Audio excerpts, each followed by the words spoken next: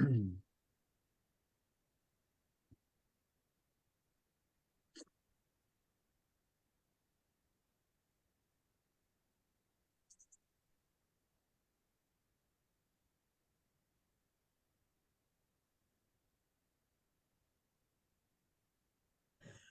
happy Saturday, everybody. Uh, Happy 2024. Happy January. Just happy everything. This is House Talk Pregame. I am Dr. Lauren Pitts Bounds. Okay, disclaimer. Yes, it is 2024.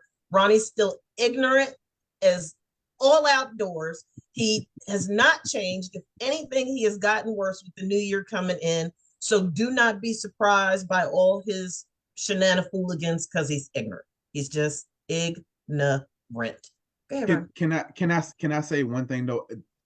You didn't say anything about it, but one change I did make to start 2024 off on a high positive note was that I didn't log into the Zoom with one of my favorite Cowboys backgrounds. So can I at least get Give you some some credit credit there? for, Just for some. not having your wallpaper be ill behaved and all type of foolishness. Look, Okay, Ronnie. we all fall short in front of the Lord, okay? So some of us Ronnie. just fall a little bit shorter than others. Um, but I'm getting there though. I'm getting there. I'm trying to shorten how much I fall in front of him. Okay. Don't trip. He ain't through with you yet. He ain't through with me yet. He not. He not. But happy New Year, everybody. Welcome back to House Talk Pregame. This is episode 138. Don't quote me on that. It might be 139, but I believe this is 138 from where we left off last It's time. 139. 139. Okay, I was all right, off by a little bit, but it's all good though. Episode 139. We have a phenomenal episode lined up for you all today to kick off the new year. We got two returning guests with us today. We got Mr. Ted Wright of Bowie State University. Welcome back, Ted. Always a pleasure to have you. And then we have another returning guest, Mr. John Petrelli out of Austin, Texas, and everything, back to share about his brand new book, Confessions of a Hollywood Trainer, and also just kind of talking more about just some of the things he's got going on, the things he's been navigating in his space and everything. He's got a phenomenal testimony to share with us today, so looking forward to getting into that. Dr. Pitts, there's been a lot of things that's been going on since the last time we were on the air. We ended off 2023 back in early December and everything. Quite a few things have been going on. And just from the HBCU world real quick, shout out to FAMU for winning the HBCU national championship alongside the Celebration Bowl. They beat Howard University, I want to say back in mid-December, right before Christmas. Also coming out of FAMU, there've been some, just a little bit of controversy going on. We all know that just last week, their head coach, Willie Simmons, accepted a position at Duke University to be their running backs coach. Caught a lot of flack behind that.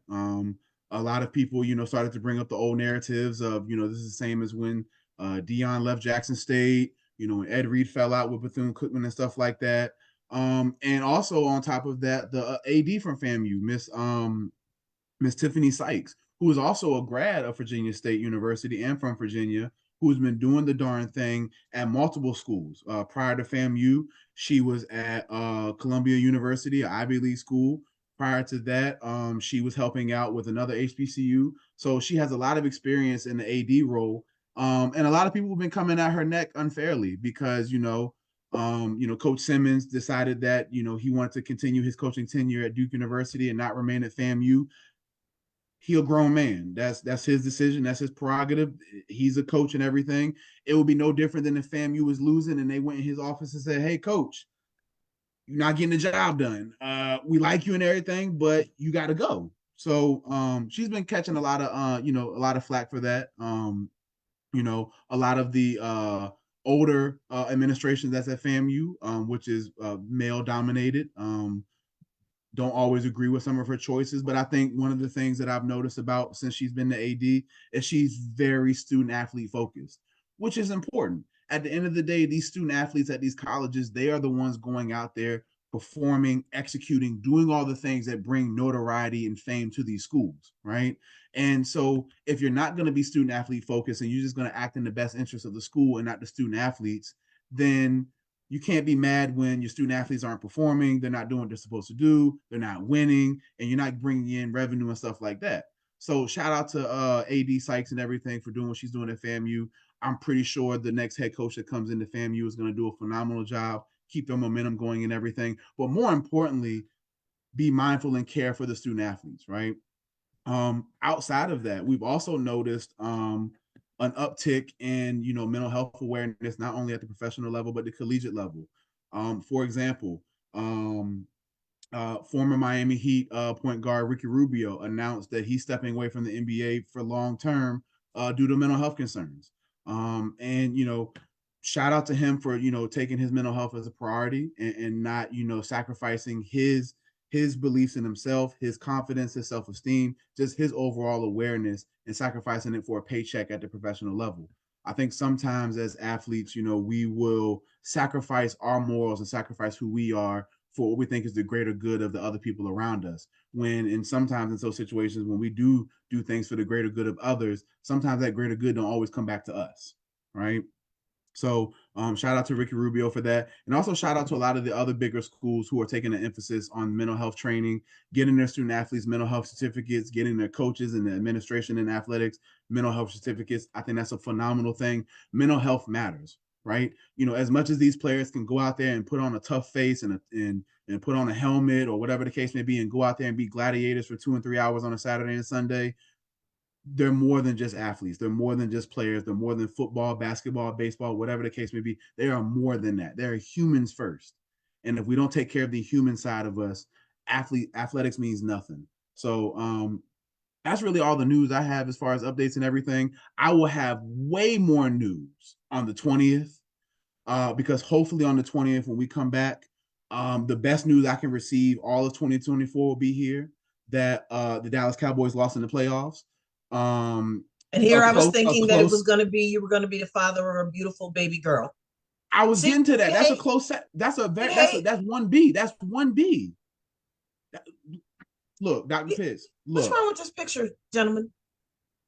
See, hate destroys, Ronnie.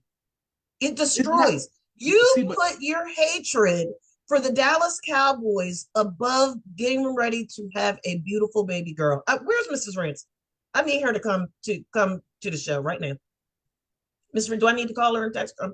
what you call hate, I will reframe as just a strong disdain for mediocrity. That's all I'm saying. Ronnie Ransome, That's all I'm shame on saying. you. You We need to don't do repent. mediocre around here, Dr. Pitts. But anywho, Dr. Pitts, it's the top of the year. We're gonna start off on a positive note, a highly positive note. Okay. Yeah. With that Well, your being said, toxicity is depressing. do you have a mental health tip of the week that you would like to share with our folks today to start off the new year on Yes, a high hate note? kills. Hate destroys. It is horrible for your mental health. My authentic mental health tip will be intertwined throughout our conversation today. All right, got you.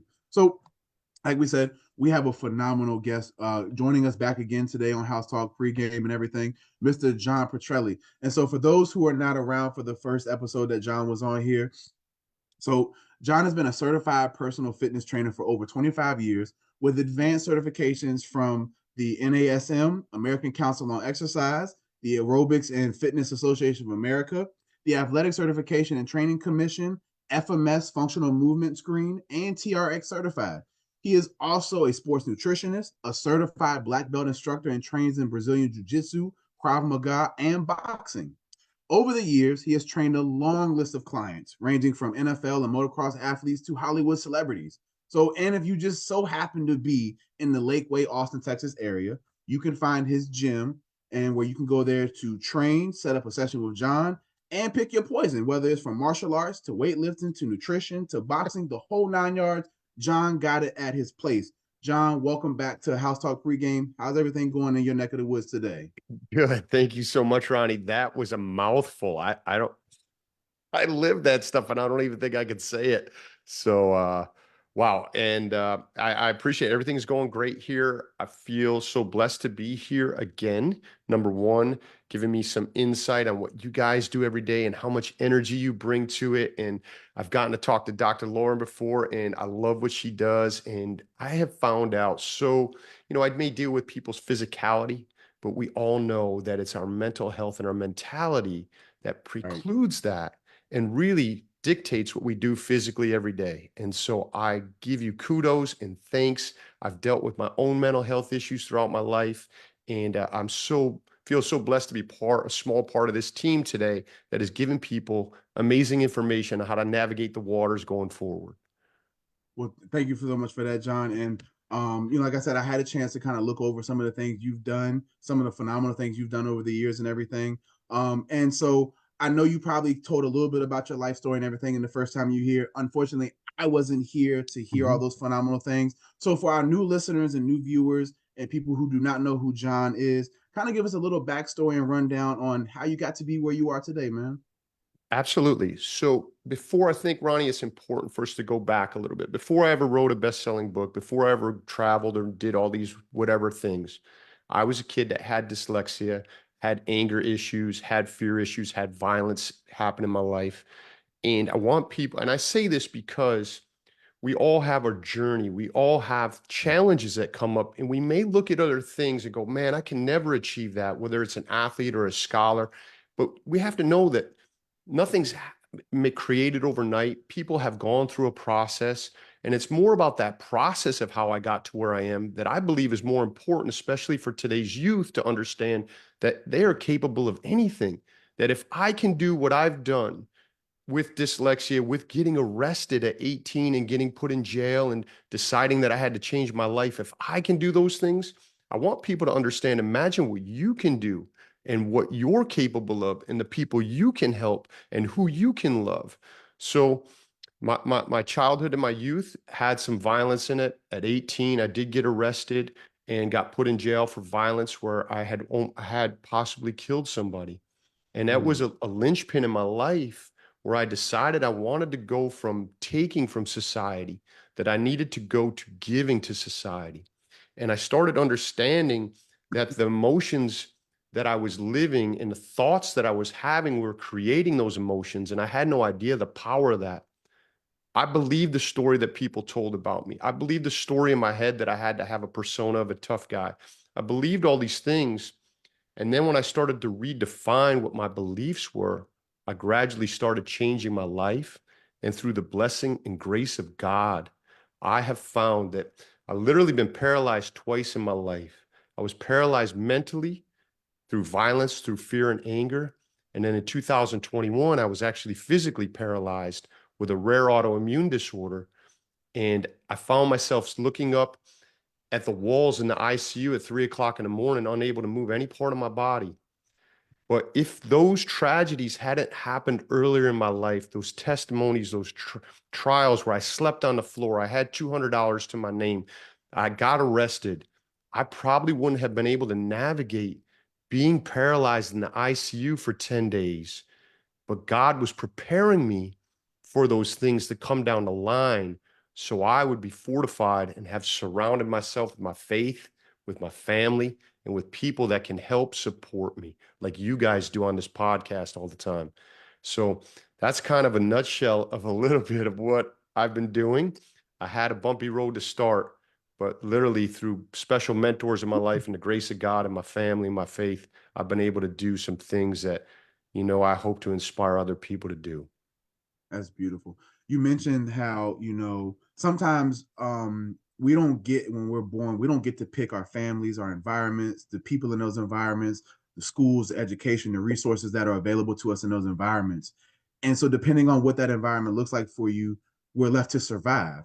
And sometimes when we're in survival mode, we create a blueprint for life in that moment that is not about thriving or actually building upon it. It's just getting through, getting by, and for you to kind of have that reframe and have that moment where it's like, yeah, I can take these situations and then go one or two ways.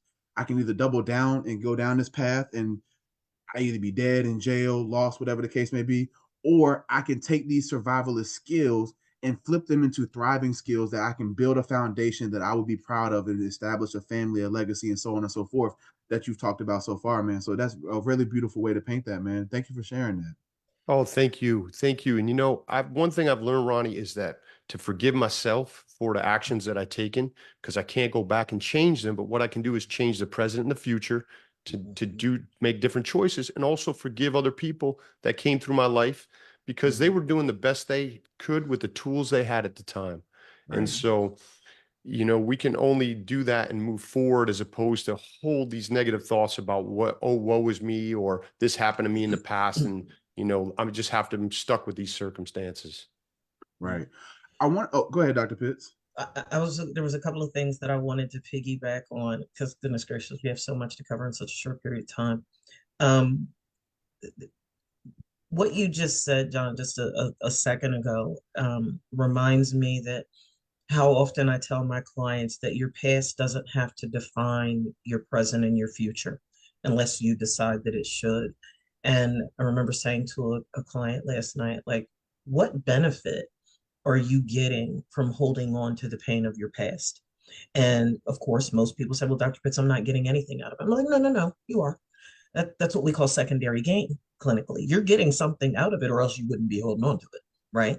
So you have to be honest with yourself and ask yourself, how is holding on to this pain serving you? Is it helping you to sort of validate or justify the mediocrity in your life? Is it making it easier for you to not take responsibility and accountability for the own poor choices that you've made? You have to be willing to have those vulnerable and transparent conversations. And then the other thing that you said when you talked about being mentally paralyzed, clinically, I refer to that as being an emotional quadriplegic, right? Mm. People don't realize that they're mentally paralyzed, but in order for you to get well, in order for you to get free, you have to acknowledge that you're mentally paralyzed, right? It's like clinically, what do we say all the time? The first step to recovery is admitting that you have a problem. So I wanted to acknowledge that. And then Ronnie, I'm going to pass it back to you, but I want to circle back because there were definitely some key things that I highlighted in your book that I want to make sure that we give you space to expound upon for our audience. Go ahead, Ronnie. So yeah, and kind of before we dive into the book and everything, John, I wanted to ask you because you kind of mentioned about the two parts in your life where you had felt paralysis and everything, the mental paralysis when you were in your younger years, and then in 2021 when you were diagnosed, and I hope I'm saying this correctly, um, Guillain-Barré syndrome, or GBS for short. I go GBS. Yes, Right. Guillain-Barré syndrome, Guillain-Barré, as you said it too. I've heard it that way also. Got okay. I know it's kind of like a French descent, I think, or Yep. something of that nature. So up until 2021, you had done so many phenomenal things. You had been a Hollywood trainer. You've been a trainer for athletes of all levels. You opened up your gym and everything, and then 2021 gets here. And like I said, I'm not sure if you had went over this in the first time you were here. But if you don't mind, just kind of talk to us about, that period in 2021 where you were diagnosed with GBS and what it's been like for you over the last 2 years, kind of like having to relearn things for the first time again. I would imagine having to use your limbs, having to walk, having to function and things like that. For somebody who has dedicated so much of their life to human performance and human functioning and just nutrition and things like that. For you, what was that test like going through that? Like you said, being completely paralyzed for 10 days in ICU to, I've seen some of your Instagram videos, man, you're moving phenomenal now. So what was that process like over the last few years to get back to where you were prior to 2021? Oh, that's very kind. So yeah, my identity was wrapped up in my physicality. And so in 2021, I told Dr. Lauren last time, just to recap a little bit, my feet started going numb and my hands started going numb. And maybe it was male machismo or just my own ego. I didn't say anything to anybody. I didn't mention it to my wife. And after about a week, that numbness started ascending up to my shins and my knees. And I woke up one morning and I had lost my urinary stream and I couldn't see. I couldn't read my phone anymore. And I finally broke down and I told my wife, who is the yin to my yang, my wife Cheyenne, God bless her, she balances me. And I told her, I said, baby, when I get home from work today, we should probably go see a doctor. And she said, no, honey, we're going to the doctor now. You're telling me you can't see? I think we're going to go to the doctor. So in a very short period of time, I went from that to not being able to walk. I needed assistance to make it to the car. And they did a bunch of tests to make everything short. And they pulled fluid out of my spine. They checked my spinal fluid. They gave me a spinal tap. And I tested positive for Guillain-Barré syndrome. And I got admitted in the ICU in a wheelchair because I could no longer stand on my own. I was like a AA battery that was just rapidly getting drained. So now I have all these things going through my mentality. Okay, I'm so used to powering through so many things or just willing them out with my physicality. And this would have been a perfect time as they're wheeling me down the corridor in the ICU and I'm in the wheelchair for me to go, why is this happening to me? Why me? But I saw people in other states of disarray in the other rooms. And I knew that some of them would not make it out of the ICU. And I also knew, I didn't know how, but I knew through the grace of God that some way I was going to find a way out for my family. And so as they wheeled me down to the ICU and I get in there, over the course of 10 days, a lot of things happened. I coded out where all the doctors on the floor had to come and bring me back. I went through all types of diagnostic tests. I embarrassingly soiled myself in there. I lost all function where I could even go to the bathroom. And I had so many opportunities to be in a negative mindset.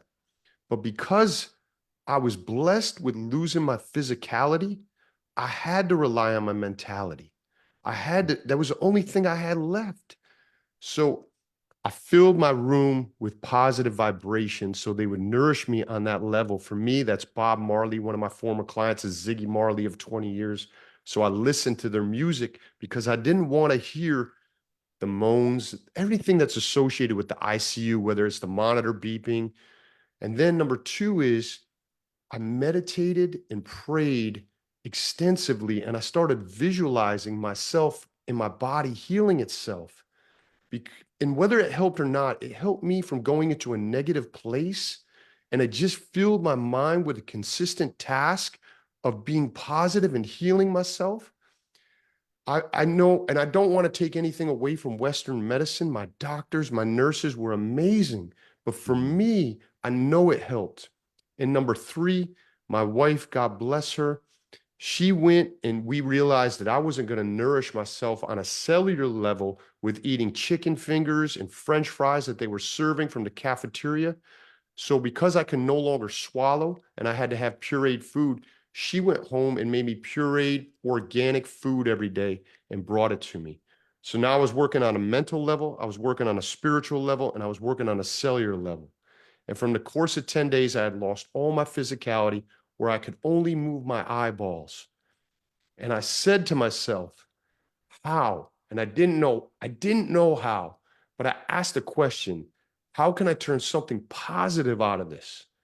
And so the guy that we didn't cover it, but listen, man, I have learning disabilities. I know I have dyslexia. I type something in spell check and spell check is like, dude, we have no idea what you're trying to say here. You might want to start over and try again. We have no idea. The guy that had anger issues, that got slammed down on the street face first by the police and put in handcuffs, that literally was passed in high school because teachers didn't want to see my ugly face anymore, decided to write a book.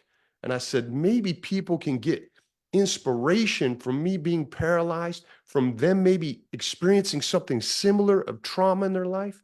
And so, as crazy as it seems, I didn't know how I would write a book. I never wrote a book. I didn't know how I would start, but I put that in my head because I had nothing but time and sitting there. And over the course of being discharged in a wheelchair, I left in a wheelchair. And over the next 3 to 4 months, I went from a wheelchair to a walker to a cane. And when I couldn't physically walk to a keyboard, I took my walker to a keyboard. And when my hands weren't working great, I did my best to type as I could. And I connected with somebody. This is important. I think it's important for people to know.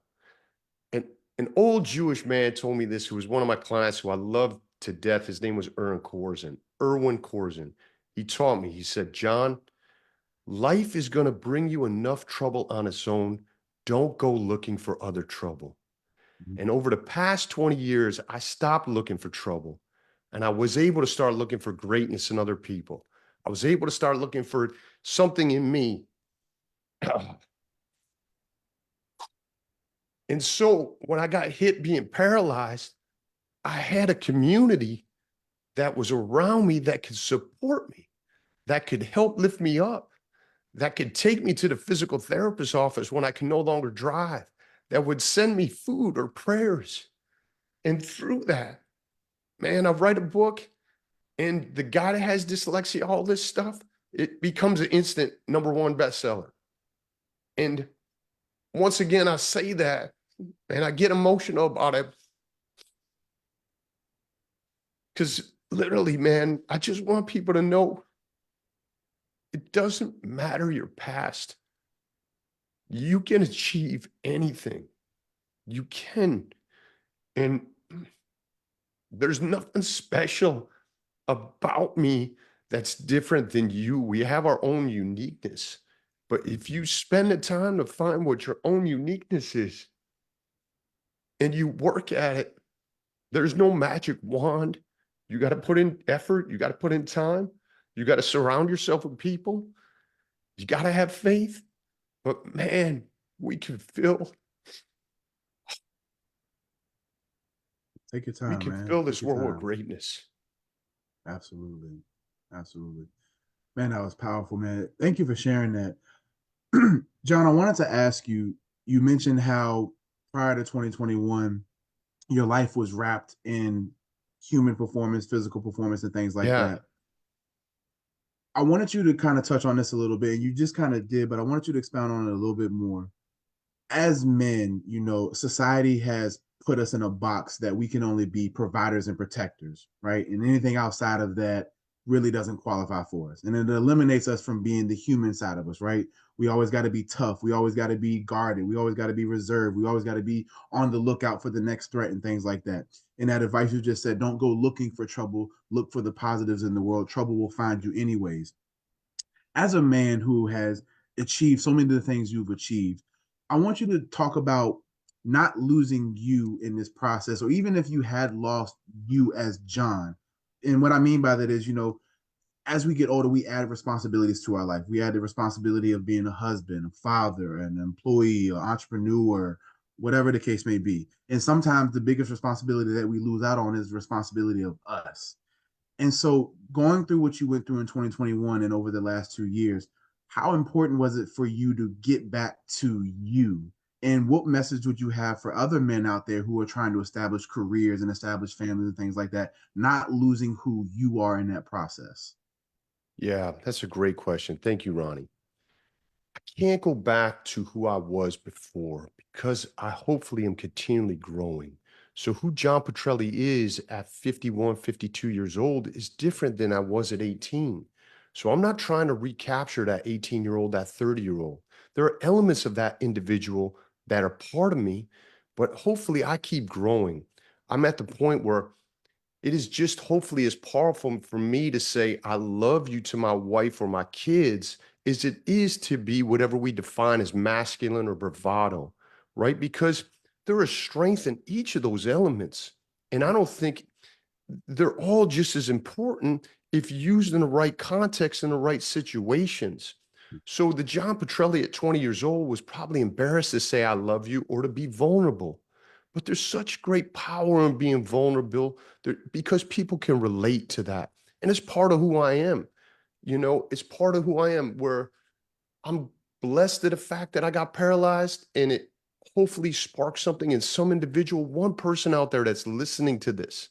And maybe they're touched by the fact that I'm emotional about this or whatever, and they can understand that that's part of them too, and they can be comfortable with it. So, Ronnie, I just try to keep redefining who I am by meeting people like you, by meeting people like Ted, by meeting people like Dr. Lauren, that give me a little element of yourself by you sharing it with me. And I can go, you know what? Ronnie said an amazing thing here, or Ted said an amazing thing here. Maybe I can learn from that, and I can make a little piece of that part of who I am, because we're just a culmination of our experiences, of our journey. And so we should all be evolving, and we should be different every day. So There's part of me is I have lost too, which I'm okay with. I don't want to walk around angry.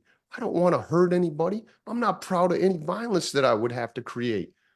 Does that make sense? So who I Absolutely. am is different, but I'm happy with who I am right now. And hopefully who I am tomorrow after talking with you is a little bit different than who I was right now. Amen. Thank you for sharing that, John. Thank you. That was a beautiful answer. Ted, I know you.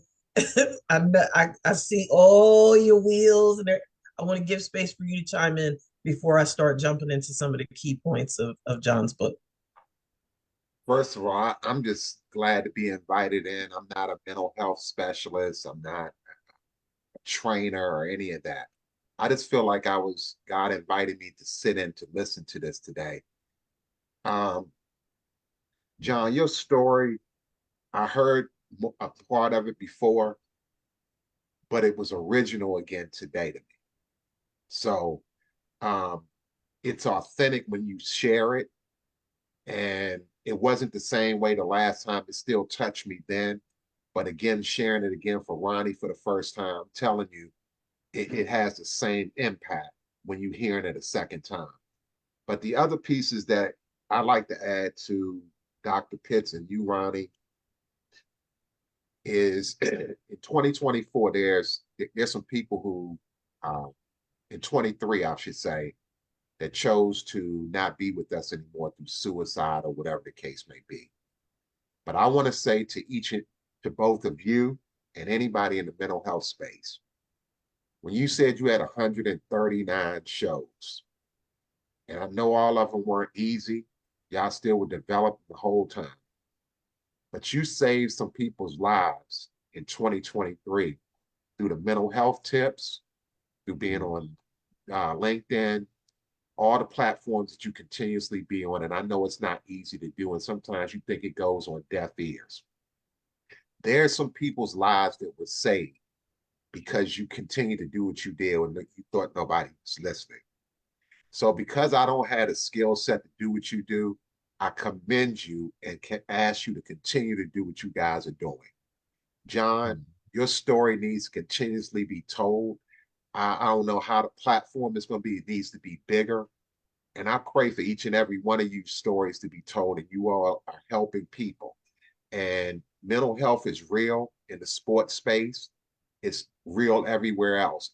And I see some of it because I'm dealing with people every day that are struggling in the business space. They're all over the place.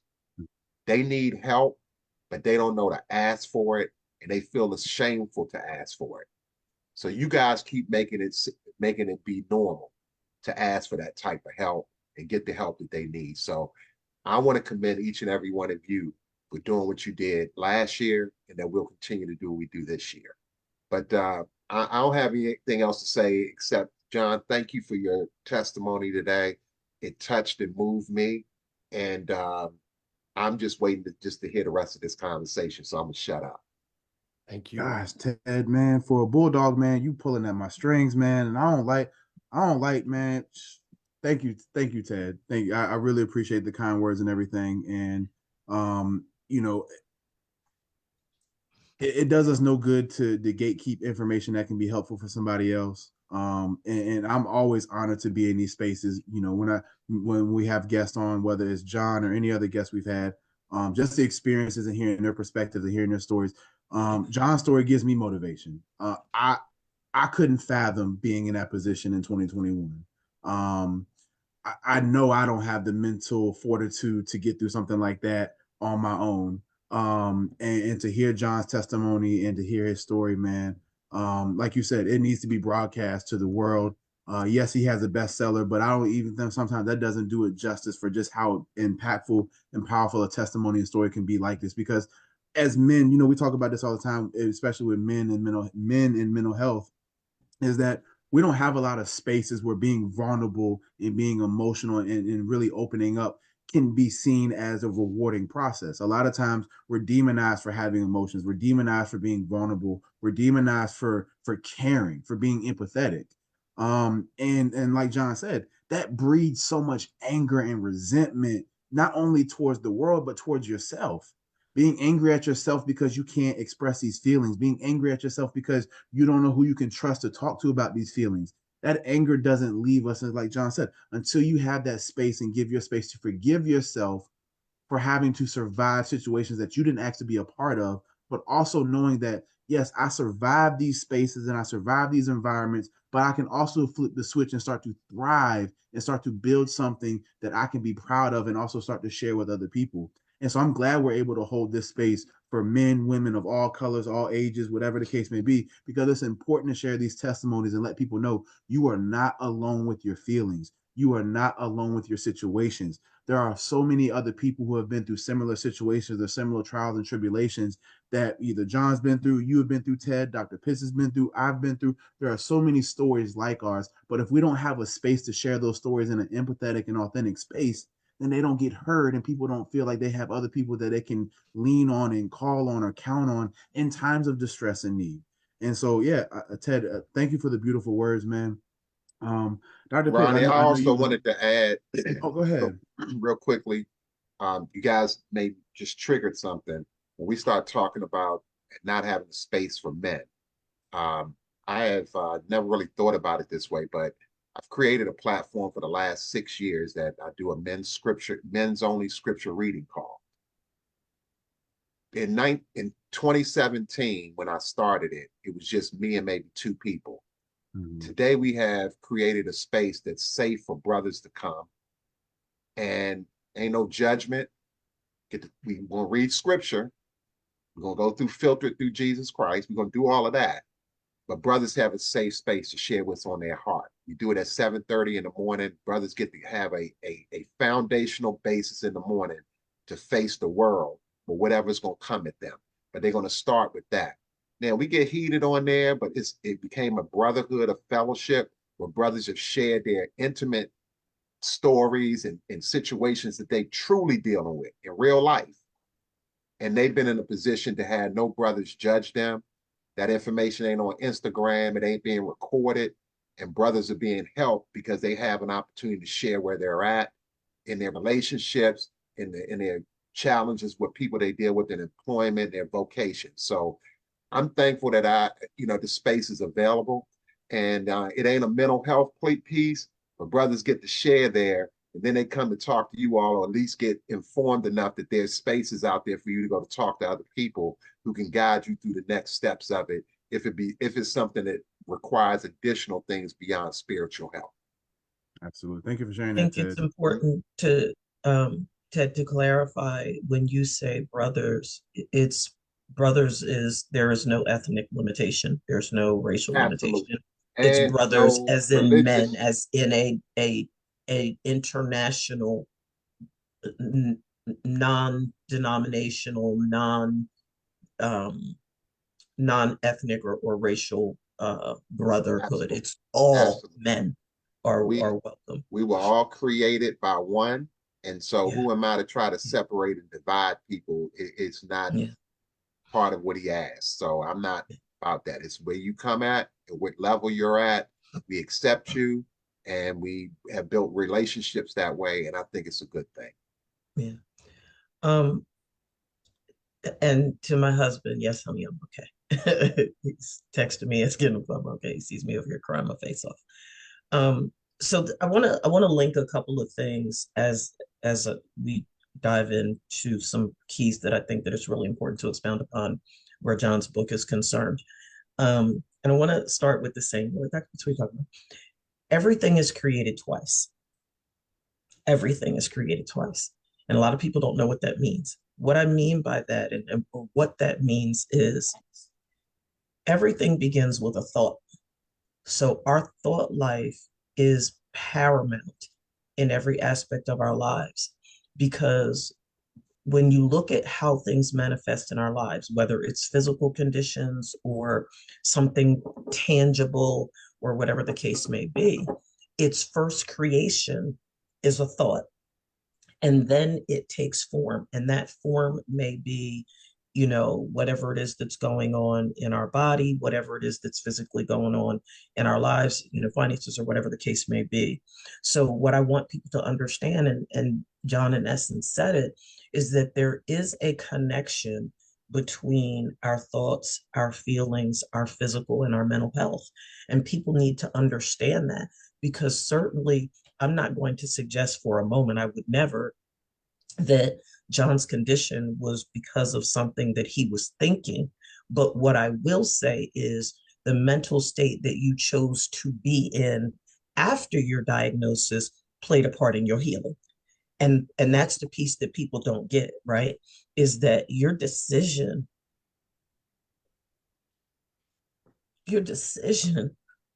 to heal was instrumental in your healing. And a lot of people don't realize that, because so many people get these negative reports from their doctors. They throw in the towel. They just give up. And you did. You got a testimony. Come on, tell it.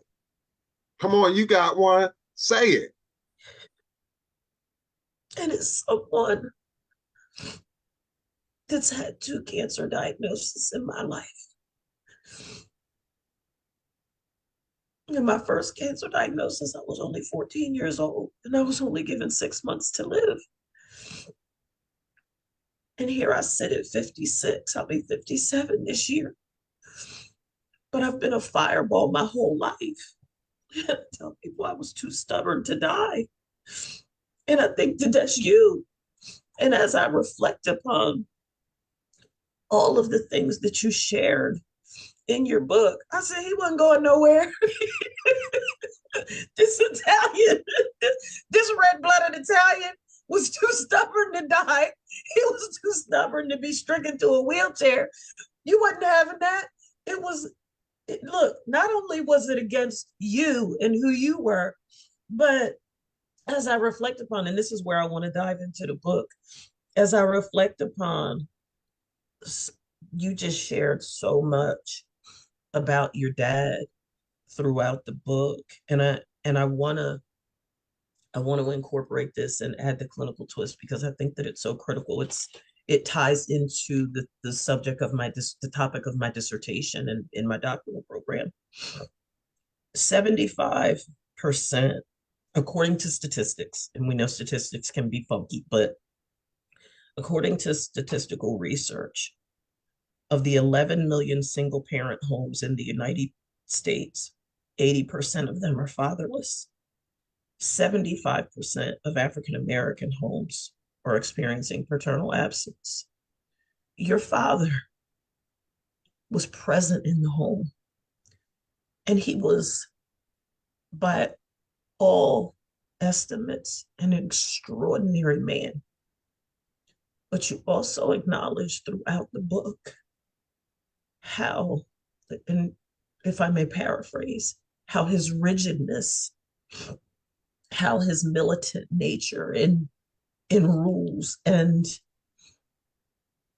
parenting contributed to all of that anger, all of that rage, and all of that violence that you navigated life with. And as I was taking notes on the book, one of the things that I said is that your relationship with your dad reminds me of my relationship with my mom.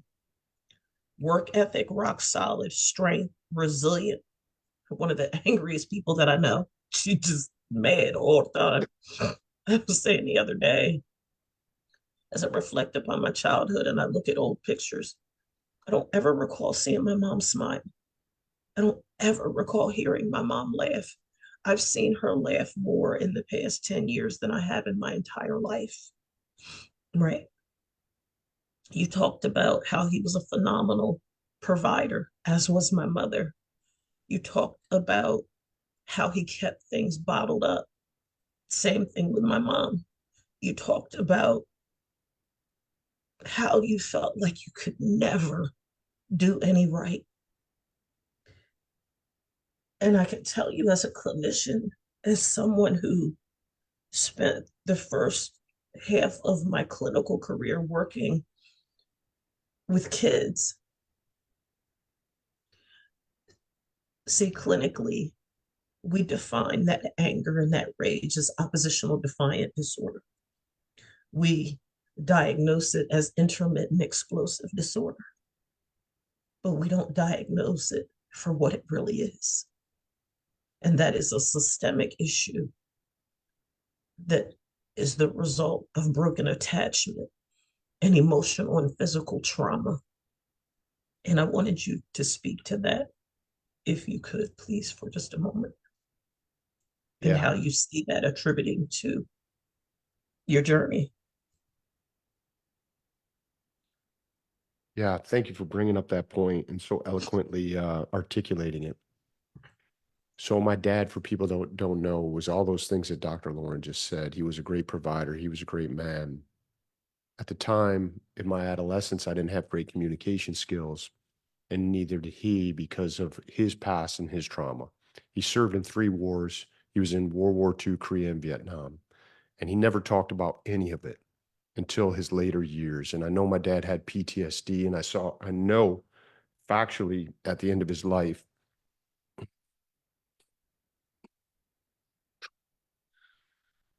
how much death and violence he dealt with.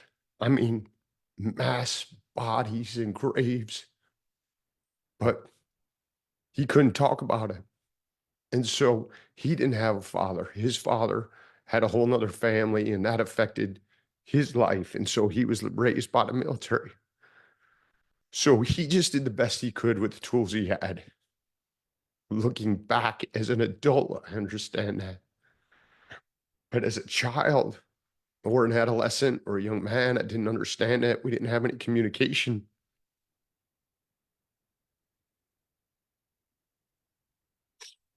I'm going to go off and come back. The title of my book is Confessions of a Hollywood Trainer. And people, there are some stories of people in Hollywood in there, okay? Or celebrities or athletes. But what I learned is the same thread that goes through you and everybody on this panel and everybody listening is the same thread of humanity that goes through, no matter what your title is, no matter if it's a soldier that's gone through 3 wars or a celebrity or the hottest athlete today. And we're all humans. And we all have the same common threads of needing love, wanting to be loved, to give love, to have acknowledgement, to be part of something. And so I try to give levity to whether we read a headline and it's a celebrity now, and we're like, how could they do that? Or how can they have everything? We don't know what people are dealing with. I didn't understand what my dad was dealing with at the time. And because I didn't have communication, because maybe his upbringing, we couldn't talk about these things, and it created negative thoughts, which created my negative emotions of anger and rage and everything. But literally, there is so much more in life that connects us than separates us. And maybe with social media in today's society, we focus so much on what separates us. But if we focus on what connects us in humanity, in who we are as people, we can find so much more common ground and have hopefully more of an understanding where people are coming from. And so, Dr. Lauren, I don't know if that's exactly what you were looking for, but that's what is sparked in me. And that I've given my dad forgiveness, I've given myself forgiveness. Once again, we do the best we can with what we have at the time. And if I could have done better, I would have done better. And if he could have done better, he probably would have done better. Yeah, yeah. John, that absolutely answers, because I think that it's so important for our listeners, particularly our younger scholar athletes, and even the parents of those athletes, to know that, you know, none of us are perfect. We're all flawed. We all have personal deficiencies.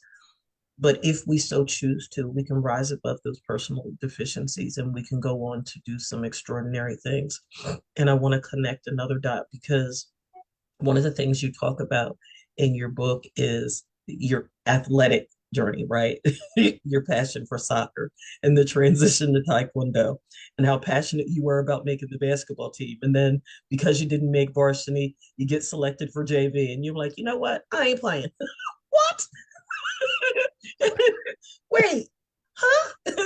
And then it was just screaming at me. But the root of all of this, yes, you to a degree you had a passion for sports, but a big part of your pursuit of athletic greatness was driven by your dad's respect for athletic play. And surely, if I can become a stellar athlete, he'll love me, he'll accept me. I'll finally be good enough to receive his approval. Can you speak to that? You have hit the nail on the head, you know.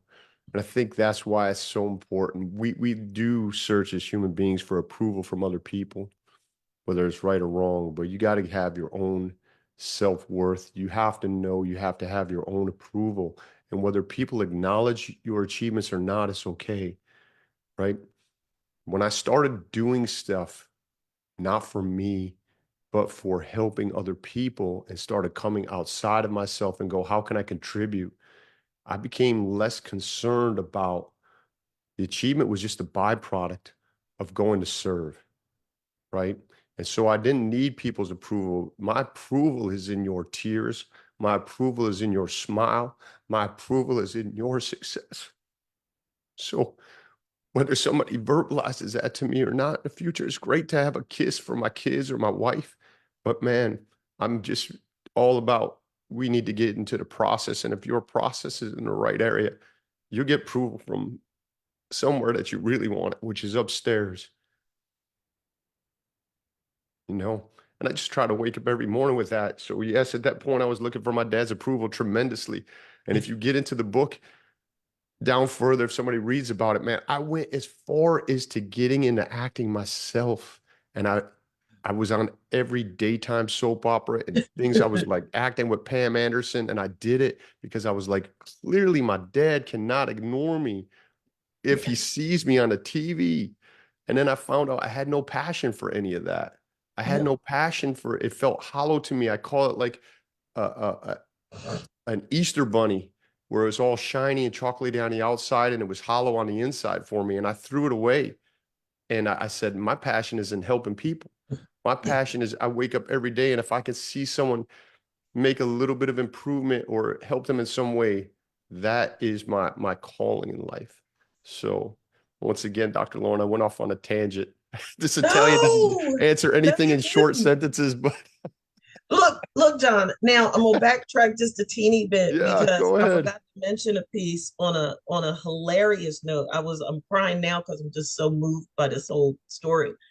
But oh my God. And I'm gonna put a clinical spin on it. I'm gonna talk about how we can choose to overcome embarrassment and shame and humiliation. John, really though, horse poop in your mouth. Oh, yeah, What the heck? So you yeah. gotta tell him. You can please. I said bird turd and horse poop in his mouth. When I say I was laying on the counter in my kitchen, Rita, I was crying.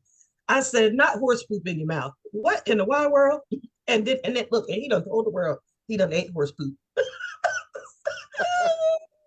So if you don't know, I grew up in upstate New York and I worked on a farm, and I thank God for those days and summers where I was making $4 an hour baling hay. And one of the things I'm passionate about the outdoors and hunting. I used to hunt with a bow and arrow from the time I was a kid. I had to earn the right to do that on the farm. So I had to muck horse stalls. And so I would be in the winter, horse turds freeze up. And I had to find a way to get them off the ground either way. So I would be picking at them with a damn shovel. And there would always end up some horse turds would end up in your mouth one way or another, your eyes, your hair. So yes, Dr. Laura, I said at the beginning of the book when I wrote it, I said I have to be truthful as I can be. And that's why there's a lot of profanity in there. There's all that because that's the way I was talking at that point in my life. And I had to just be authentic to what was happening at the time.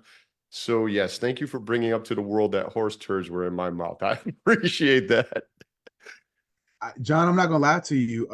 Both my parents are country bumpkins themselves, and when I was in middle school, and I had face full of acne and everything, I tried all the products in Walmart and all that good stuff, And my dad was like, boy, you need to do what we did back in the day. You need to put some chicken poop on your face. And I was like, I said, come again? He said, yeah, boy, you put some chicken poop on your face and clear all that acne up in a week. Number one, we ain't got no live chickens around us. Number two, even if we did, no. I'd rather have acne than have chicken poop on my face. So don't feel too bad, man. People back in the day used to do a lot of crazy things. That's hilarious. John, I wanted to real quick kind of piggyback on something that you were mentioning about when you were talking about your father, because so many things you said about the father-son relationship is really important. And a lot of times, you know, people kind of overlook, like you said, we all look for acceptance externally in some way, shape, or form, whether it's from our profession, whether it's from our colleagues, our family, friends, whatever the case may be. We look for acceptance externally, oftentimes more than we do internally. And it is important for us to be able to have that self-worth and self-acceptance internally. But from a father-son relationship, every little boy out there, regardless of age, color, where you're from, whatever, we all look to get that acceptance from our fathers, right? And to your point, and I want to kind of share this with our viewers real quick, because when I talk to families about understanding the process of being a parent, but also the process of a kid, I'll start with the kid perspective real quick. Kids kind of go through three stages with their parents: the idolizing stage, the demonizing stage, and then the humanizing stage. You know, when you're first born and you're young and everything, you idolize your parents. You know, they're the greatest things on God's green earth to you. Like, they're rock stars, they know everything, they do cool stuff, all these things, right? We just idolize them. When we get to about teenage, middle school, preteen years, we start to demonize our parents, because why? They're the no fun police. They don't allow us to do this. We don't get to go here. You got to be on the farm all day. You got to be doing outside doing yard work all day. You don't get to hang out with your friends. You don't get to watch TV all day or lay around. I don't get to go here and all that. And so it's like our parents don't seem fun. They don't seem fair. They don't seem reasonable, right? And especially in a father-son relationship, when you have somebody, my father was in the military too. He never was deployed or anything, but he was in special forces. And a lot of the older generations, those military men, are very tactical, schematic, disciplined. Sometimes a little bit more so. I wouldn't necessarily call it discipline, more so than just terrorizing, but you get the picture and everything. And so from a kid perspective, it's like, oh, you're not cool no more. What is all this? And then I always tell parents, when kids turn 18, they go through this stage called the humble pie years. From a kid perspective, I'll call it the humanizing years, because when kids finally take the responsibility of themselves for the first time, it really puts it in perspective what their parents had to navigate from day one of them being born, getting them to 18. And like you said, if your parents didn't have those tools and resources necessary for them to maturate into adulthood in a happy and healthy way, they're only doing with what they know. And so that humanizing phase is oftentimes where you have that realization, like, damn, like, maybe, dad was doing the best he could. I mean, like, hell, he served in 3 wars. Like, he saw things that, I mean, you could do it now, and I wouldn't be able to fathom or understand what he had to deal with, endure, and things like that, the generation he grew up in, and all those things. And so I think it's really important for people to understand that, yes, we go through those stages naturally. And sometimes we can beat ourselves up in that demonizing stage where we don't understand our parents and what they're going through. And to your point, you just don't understand. A, you're not old enough to understand, but B, you're not put in the positions that your parents have to be put in during those times to parent you and also navigate the world themselves. And so I'm glad you were able to talk about that. And just really quickly, because I'm going to pass it back to Dr. Pitts, from a parenting standpoint, one of the things I try to help parents understand is that there's 4 stages for parenting. Birth to 6 is the discipline years, teaching your kids disciplines, rules, boundaries, things like that. From 7 to 13 is the guiding years. Your kids are doing things for the first time, school, sports, activities, all this for the first time, guiding them. From 13 to 18 is the coaching years. Your kids are discovering autonomy, independence, decision making, what other people think about them, and things like that. So coaching them through that. And then from 18 on, hey, it's the friend years. You're an adult now. You on the same side as me. There's no point. I can't parent you no more. Now I just have to help you assimilate into the world and really guide you from an adult perspective. And so I really appreciate you painting that picture, John, because that father-son relationship and dynamic can be very tricky, even for the healthiest of parents, right? You've been a guy your entire life. You know how hard-headed and boneheaded and knuckleheaded we can be and all that. And so teaching boys how to become men is such a special process. And sometimes you have to go through those growing pains and things like that to really understand what it takes to be a man and raise a man in this world. So I really appreciate you sharing that perspective, John. Thank you. I can't even thank you enough for everything that you just said. To break it down in those digestible pieces, for me to understand it, like I've heard bits and pieces of that before, but never put together so succinctly like that. And it makes such sense. And it's going to help me when I walk out this door to go help my 12-year-old and my 9-year-old to understand better. That's amazing. And I think that's one of the reasons I was here today, to hear that. Thank you, John. And I appreciate you being man. I've learned a lot about just mental fortitude, mental resilience, really believing in yourself and knowing you are enough. And I know my screen's frozen, so y'all probably can't hear me right now, but We it's can hear all you. good. But I We do can hear you. appreciate you, John, and the sentiments you just shared, man. Thank Yeah. you, man. Indeed. Just a couple more things because we are at time.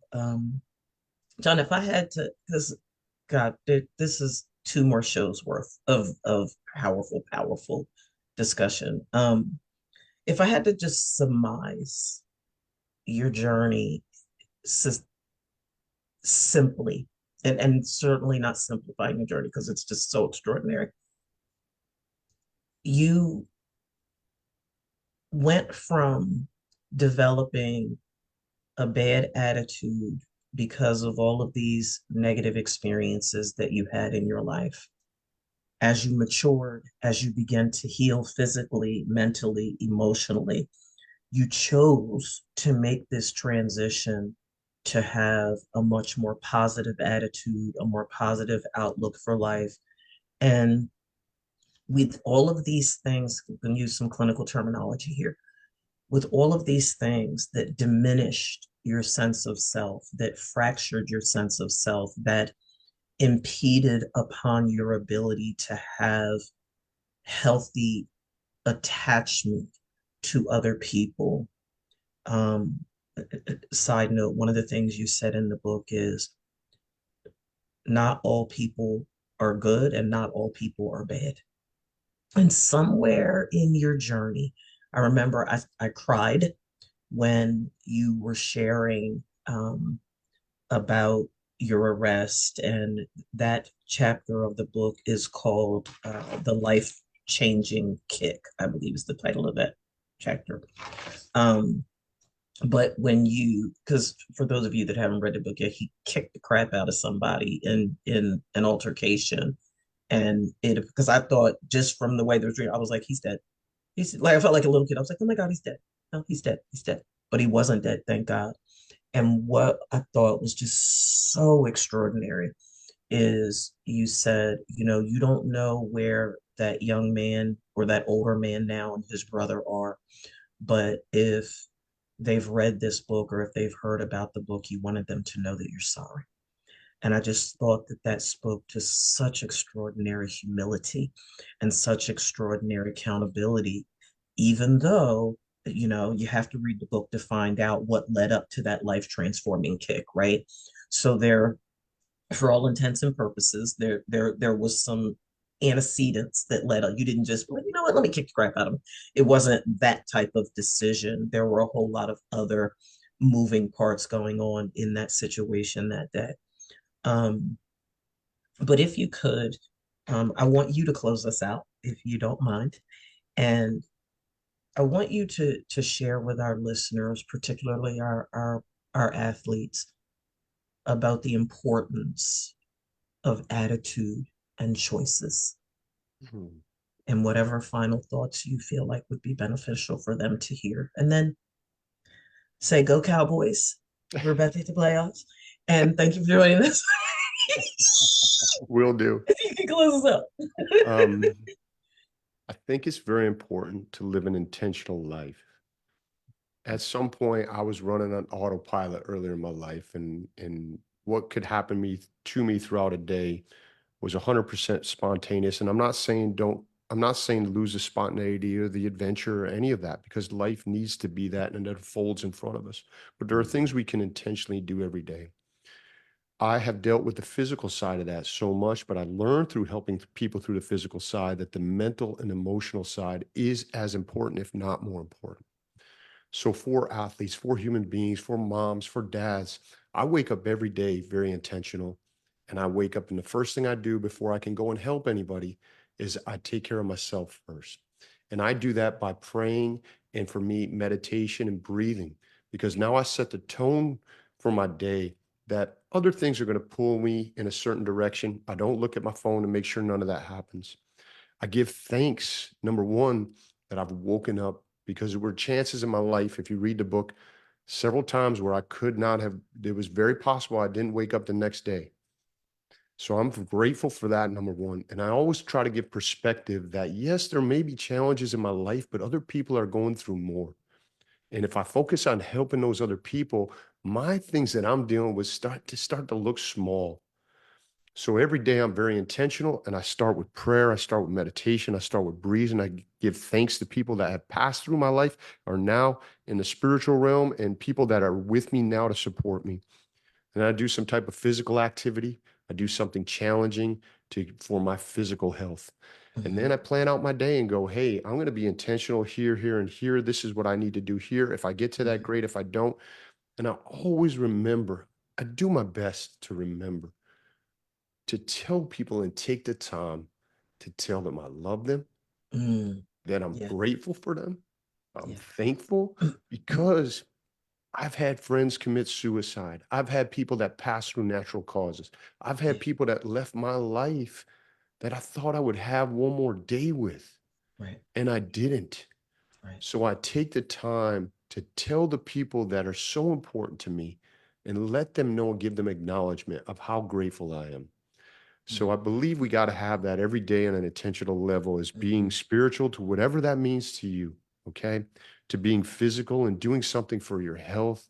So you might have the best mind or the best ideas, but if you can't physically have the energy to do it, then we're cutting you short. You'll never know what your capacity is if you don't have that, right? How much can you serve? How much can you help? How many people can you inspire? You'll never know if you're fighting your own ailments at your own hands all the time. So I try not to create trouble in my life, because I know life is going to bring me enough trouble of its own. That's right. And then I just try to go out and just help as many people as I can. And on that note, Dr. Lauren, I have John, can I jump oh, in for one please, second? Because please, I yes. know I asked you to close us out, but I Yeah. decided that I don't want you to. I'll close us out because I want to make sure that, but I forgot to tell you, make sure you let folks know how they, Ronnie said it in the beginning about your gym and stuff, but restate that, please. Tell them where they can get your book. Folks, y'all need to read this book. And I do want to create space for Ted to share a final thought, Ronnie, if you have one, and then I will And close us out. I'm sorry for perfect. switching it up You on you. have Go such ahead, great Ted. Sorry. intuition. I'm going to tell you, I'm going to hop this in, and maybe this is for a discussion of another day. I want to just go back. I wrote a note. Mhm. You had said earlier that my mind had taken me out of GBS and it was my mental strength. And you briefly said before that you didn't want to, I don't think you wanted to offend me or anything. And you said possibly your mentality got you to GBS. Let me just give you a little hint how Mhm. smart you are, because I had a business deal going south that people decided to break a contract before I got GBS, and I let them get into my mental space, and I didn't sleep for about 2 weeks before that happened. Oh my And goodness. that is a lesson I learned, that I'll never allow anybody to get in my mental space and affect my life like that again. But I got GBS right after that, right after I didn't sleep, right after I had all these mental things. Mm. You were onto it. You were sniffing like a hound dog. Now, maybe it But was I the didn't horse want, turds I I had was on like, me I gotta that you were tread smelling. respectfully. Yes, and you were respectful and everything, but you were right.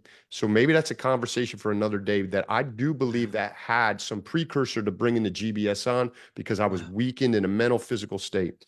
Mhm. The thing I wanted to say is I want to 2024. I love what I do. I'm passionate. I help people on a one-to-one basis, and I need to take that to a bigger level where I go 1 to 500, 1 to 1,000. So I'm educating myself on how to send my message, and I'm studying motivational and personal speaking. And I want to do that as part of my 2024. Mhm. Part of that is I have another book coming out that I did it'll be out in about 2 weeks. And it is the version of Confessions of a Hollywood Trainer, but teen version, with no profanity, Ooh. no adult situations. So if I go to a juvenile hall or I go to someone's youth ministry, I feel good that I can give somebody, a youth that may be dealing with something I dealt with, a tool that they can take away. And I feel so good in my heart that there's nothing bad in there or profanity. So that is coming out in 2 weeks. It's called the teen version of that. And I put new scenes about how positive mentors have helped me in my life. Mhm. And I've talked way too much. I thank you for this time. I'm going to shut up for a minute. And I just say, I'm blessed to be with all three of you here on this day. And I thank you for all that you have blessed me with in learning today. Mm. When you come to the DFW Metroplex to speak, let me know so that I can get there. It's coming. And let me just say this. I'm not suggesting for a moment that there's not benefit in having a speaking coach and a mentor and all that, because all of those things are positive. I had them, they're beneficial, the whole 9 yards. But your story is like I tell people one of and oh, by the way, you'll find as a man of God, you will find that when you start to do speaking engagements, you can have it in your mind that you're going to go on stage and say X, Y, and Z, and God will drop something in your spirit and change your whole speaking engagement for real. He'll change your whole speaking engagement because there's somebody in the audience that has been praying and seeking God's face about an answer, and that answer is going to be conveyed to them through you, and you have to be obedient to what God drops in your spirit so that folk can get what they need in that particular. I can't even tell you how many times that has happened to me over the years. And I'm like, that ain't what I came here to say. And it's like, but you're gonna say what I told you to say. And then folk come up to you after the speaking engagement and you're like, oh, that's why I had to make that modification. Um, honored. Just so honored. Man, you just don't know. I'm giving you the keys to the house. We're giving you the keys to the house. Man, you gotta stay in touch. You gotta stay in touch. You gotta stay in touch. You gotta stay in touch. Please, please, please. Ted, you want to add anything? And Ronnie, before we close this out, and nothing slick about my Cowboys. It is. This was so enriching for me to be here for this hour and a half or so, whatever it is. I really don't want it to end. I'm really just listening, ready to hear some more information. But John, you have a powerful story, and so your thought of being able to speak in front of large crowds, you're already doing it because, for example, this platform is going to be on YouTube and Facebook or wherever else Dr. Pitts has it, right? Somebody's going to see that. And I believe from that, somebody's going to ask you to come speak and it'll just start leading to other things. And so the key here for you, and I know you think you need a speaking coach, like she was saying that, I think you sound absolutely incredible. And here's why. You are authentic. You're telling the truth. Authenticity is what people want. They don't want all this scripted stuff, man. And so the other thing I want to say to you, you spoke so much about what's in my heart, about how I feel about me, the type of person that I am, that I've never been able to verbalize. And I'm going to listen to this over and over again because I have to write some of it down. It's been ways that I wanted to express who I am and wanting to help people and what that means to me, that you were actually able to put it in words for me today, that now I can be able to translate when people ask me, what are my passions? I can actually put them in some words that you use to be able to describe me. So I thank you for being here today. Dr. Pitts, thank you for inviting me. Ronnie, thank you for having me here. And the last thing I'll say is, and you said this, John, and I'm paraphrasing, there's freedom and forgiveness for each of us. And you forgiving your dad for him not knowing because he didn't have a manual for you to raise you speaks so much volumes because you got released and got the freedom from that situation, not because of what he did. You released him, which gave him freedom of it, but it also released you so that you can continue to move on and help other people unencumbered by all that mess. So I thank you for your testimony. I'm humbled by that. Thank you so much. Thank you, brother. My final words, John, like I said, man, just sitting here for the last hour with you, before the show and during the show, I'm absolutely honored to be able to share this space with you. Your testimony, your perspective, the missions and the things you're doing in the here and now and everything. Any way I could be of support, please let me know, because like I said, I'm big on men having spaces to really be the best version of a man they can be for themselves. Not necessarily all the other responsibilities are important, but the responsibility we owe to ourselves, especially men, oftentimes we don't have those spaces. And so, man, I'm just honored to be able to share this space with you, hear your testimony and perspective. I'm definitely going to get a copy of the book and read it. Because like I said, I read an excerpt of it. But I definitely want to finish it and read the whole thing, because I think your story and just how you've navigated the trials and tribulations of life, right? I always tell people life is hard regardless of how you look at it. It's hard getting there, it's hard maintaining. Choose your hard. And like you said, each and every day you wake up and you choose to do something hard, not because you necessarily want to do it, but because you know hard times will come. And if I'm not prepared for those hard times, they can really be devastating. And so, man, thank you once again for sharing your testimony and perspective today. I'm honored to be a part of it. Ted, it's always a pleasure having you on the show and everything, man, sharing your testimony and perspective. Dr. Pitts, I'm about to mute you. I said I wasn't going to say anything crazy about the Cowboys. I'm about to mute you. However, if I'm not able to be here on the 20th, I just wanted to be on record that I said I told you so in September. You all have a beautiful weekend. See how Thank you, Ronnie. Thank you, buddy. Just ignorance, ignorance, ignorance. So look, folks, the floodgates open today in tears, in wisdom, in vulnerability, in transparency, in truth. And that was one of the things that we talked about. I don't remember if Ronnie shared it when we went live, but we were talking about it before we went live, that 2024 is a year of truth. And what I want to say to you in closing is we hear people say it almost cliche, speak your truth, speak your truth, speak your truth. There is freedom in authentic truth. There is healing in authentic truth. And because of social media and because of trauma, so many people are navigating life based upon cognitive distortions. They're navigating life based upon distorted perceptions of their traumatic experiences. And because they have such a distorted interpretation of their traumatic experiences, they end up living life based upon a lie. And their sense of self ends up getting shattered. Their relationships ends up getting shattered. Their personal deficiencies end up growing exponentially. And before you know it, you're living a life of unnecessary dysfunction. I want to reiterate the importance of authentic truth. And I challenge you, I encourage you to stop treating your feelings, your emotions like domestic terrorists, and give yourself permission to get help. Get the help that you need to confront the pain and the demons of your past, so that 2024 is the first year of the best years of the rest of your life. Every Thursday from 7 to 7:30 p.m. Eastern Standard Time is Dr. Pitt's Tips Live. What we decided is, because you won't come to therapy, we're going to bring therapy to you. My social media manager is trying to get me to move it to an hour. I'm fighting her on that tooth and nail, like my schedule's not already busy enough.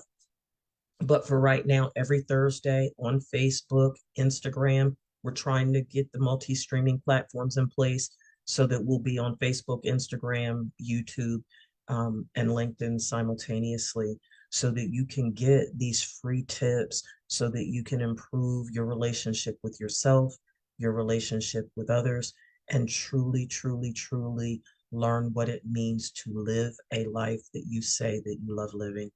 Thank you to each of you. My heart is just overflowing right now. I'm so humbled and I'm so eternally grateful for each of you, even in my surrogate son's ignorance, but I love him. You know, I love him. But John and Ted, I'm honored. I am truly, truly, truly honored to share this platform with both of you. And let's keep doing what we're doing and positively impacting lives, because we know that people can be transformed. All right, folks, that's all we have. We went over today, but we needed to. I couldn't stop because I couldn't. So that's what I tell people. It's my show. Have a wonderful weekend, everybody. Bye-bye. Thank you.